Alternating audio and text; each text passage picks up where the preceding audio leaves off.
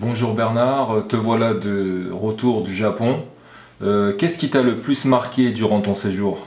Bonjour Mehdi, oui en effet, il y a beaucoup de choses qui m'ont marqué au Japon. Alors d'abord, en positif, la gentillesse de tous les gens qui m'ont accueilli, que ce soit à Mie, à l'université de Mie, à Iga Ueno, la ville berceau des ninjas, que ce soit à Noda, au Bujinkan, les gens qui s'entraînent là-bas, au dojo de Soke, la gentillesse, le cœur, le grand cœur qu'ont tous ces gens-là. Ils sont toujours ouverts à accueillir les étrangers qui s'intéressent à leur culture. C'est une grande interrogation des Japonais. Ils n'ont pas trop le temps de s'occuper de leur histoire, de leur culture et tout ça, du fait qu'ils travaillent énormément. Donc quand ils voient des étrangers qui viennent généralement en vacances et qui s'intéressent à leur culture, ils sont vraiment très open, très ouverts. Ce qui m'a le plus marqué en point de vue négatif, par contre, c'est la condition physique des gens qui pratiquent au Bujinkan. Alors, je m'explique en tant que préparateur, évaluateur surtout, parce que ça s'évalue rapidement, et préparateur physique.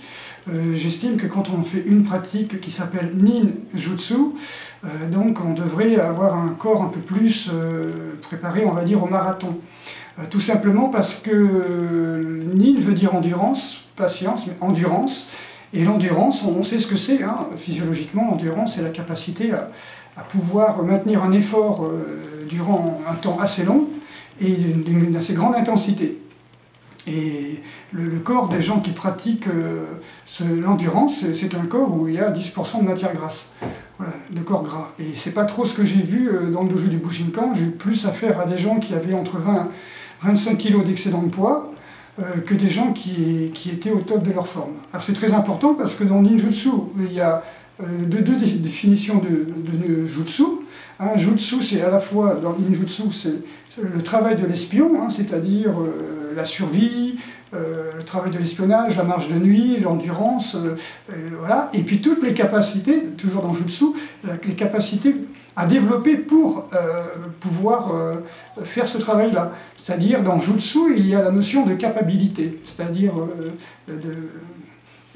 développer on va dire, des particularités typiques, des adaptations physiologiques, physiques, mentales, pour pouvoir faire les missions ninja. Et c'est vrai que technique ninjutsu, on ne fait pas d'espionnage, on ne fait pas de technique de destruction de ponts, de sabotage, de survie, hein, quand on est dans les dojos comme ça. Et maintenant, est-ce qu'on est en train d'acquérir des adaptations pour le travail des ninjas? Si on a 20% de graisse en trop, c'est pas ça, quoi.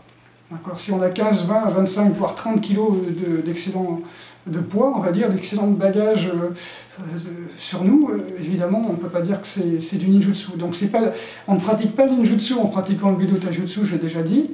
Donc on le pratiquerait si on ferait du Budo Taijutsu sous forme d'endurance-résistance, c'est-à-dire 6 heures, 7 heures par jour. Et là, on pourrait dire, ah, effectivement, il y a une pratique nin. Comme on pourrait faire du judo 10 heures par jour en disant que c'est du ninjutsu, dans le sens où c'est une technique pour travailler l'endurance. Je reprends l'exemple de ce que Soke appelait le Ninpo Taijutsu. Ninpo Taijutsu, ça veut dire travailler son corps dans le sens de l'endurance, voilà. Comme le faisaient les ninjas. Hein. Le ninja, c'est la personne endurante et c'est l'espion. Il y a toujours cette double lecture au Japon. Et ninjutsu, un jutsu, c'est capacité, hein, capacité à faire une technique nin d'endurance. Comme je dis, l'endurance, on sait ce que c'est, physiologiquement, on a une définition de ce que c'est que l'endurance, et on a une idée de ce que c'est qu'un corps endurant. Et c'est pas trop ce que j'ai vu là-bas, donc je pense que si on note,